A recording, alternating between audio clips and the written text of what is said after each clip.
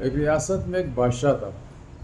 उस बादशाह ने कहा कि मेरे रियासत के जितने सबसे ज़्यादा बेवकूफ़ है, पागल है, उन्हें मेरे दरबार में पेश किया जाए। बात हुई, वज़ीर लोग जमा हुए, आपस में बात की। तो उन्होंने जगह जगह उनको बेवकूफ़ों को ढूंढ के लेकर आ गए। तकरीबन इसमें लगभग उनके वज़ीरों को, उनके सिपाहियों को 10-12 दिन लग गए। सारे बेवकूफ़ वहाँ पे हाज़िर हुए। सारे मामलात करने के बाद एक बेवकूफ़ को एक एजाज़ मिला, वो जीत गया।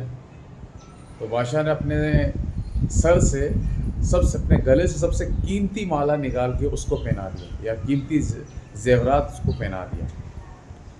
पहनाने के बाद वो चला गया। कुछ दिन गुज़रे तो बादशाह की जो हालत थी वो नासाज हो गई, बिस्तर में पड़े हुए थे। वो बेवकूफ़ ने उनसे मिलने की उम्मीद की, तो बादशाह तक हुक्म पहुँचा। तो बादशाह ने कहा कि उसे भेज दो। उसे भेज दिया गया। भेजने के बाद उसने बादशाह से पूछा क्या हुआ। कहा कि तबीयत नासाज है, मैं लेटा हुआ हूँ। तो कहा कि आप क्यों लेटे हुए हो। बोला मैं कहीं जा रहा हूँ। बोला आप कहाँ जा रहे हो। कहा कि असल ज़िंदगी, असल जो दुनिया है वहाँ जा रहा हूँ। तो बेवकूफ़ ने पूछा कि आप वहाँ से वापस नहीं लौटेंगे। तो बादशाह ने कहा नहीं, वहाँ से जो चले जाते वो वापस लौट के नहीं आते। तो बेवकूफ़ ने पूछा कि फिर ज़रूर आपने वहाँ पे अच्छे से बागात, अच्छे आपने वहाँ पे अपने लिए महल बनाए होंगे, नहर बनाए होंगे, ज़िंदगी के सारे ऐशो आराम आपने वहाँ बनाए होंगे।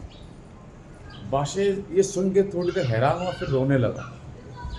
तो बादशाह ने कहा नहीं, मैंने उस ज़िंदगी के लिए मैंने ऐसा कुछ ख़ास नहीं किया। तो कहा कि फिर आप यहाँ पे इस दुनिया में ऐशो आराम में थे, आपके पास आस-पास यहाँ पे सिपाही थे, आपके एक हुक्म में आपकी हर चीज़ हाज़िर हो जाती थी, तो आप वहाँ कैसे रहेंगे। तो उन्होंने कहा कि उन जब फिर ये सुनते बादशाह बहुत फूट-फूट के रोने लगा। तो बेवकूफ़ ने कहा क्या हुआ। उसने कहा नहीं, मैंने अब तक वो तैयारी नहीं की। तो वो बेवकूफ़ अपना सर से वही माला जो बादशाह ने उसको दिया होता है वो उसको पहना देता है और कहता है कि इसका मतलब बेवकूफ़ मैं नहीं, बेवकूफ़ तो आप हैं, इसके हकदार मुझसे ज़्यादा आप हैं। इस कहानी से पता है क्या समझ में आया, क्या सीख मिली हमें, क्या नसीहत मिली हमें इससे। हम दुनिया के ऐशो आराम में, हम दुनिया के भाग दौड़ में इतने मसरूफ़ हो चुके हैं, शायद हमने असल ज़िंदगी के लिए कुछ इकट्ठा नहीं किया। हमारी नमाज़ें चली जाती है, हमें पता नहीं होता।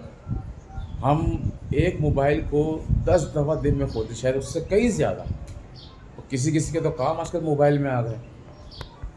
पर अफ़सोस हम महीने, 2 महीने, 3 महीने, 4 महीने गुज़रते हम कुरान को नहीं खोलते।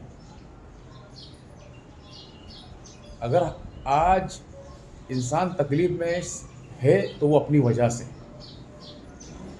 क्योंकि हम शायद कई चीज़ों से इस वक्त दूर हो चुके हैं, दीन से दूर हो चुके हैं।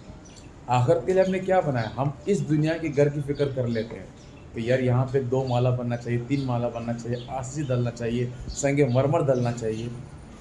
उस घर का क्या, जो घर वहाँ पे आखिरत में बनाना, उस घर के लिए हमने क्या तैयारी की है। अल्लाह को तोहफे में देने के लिए हमने क्या रखा अपने लिए।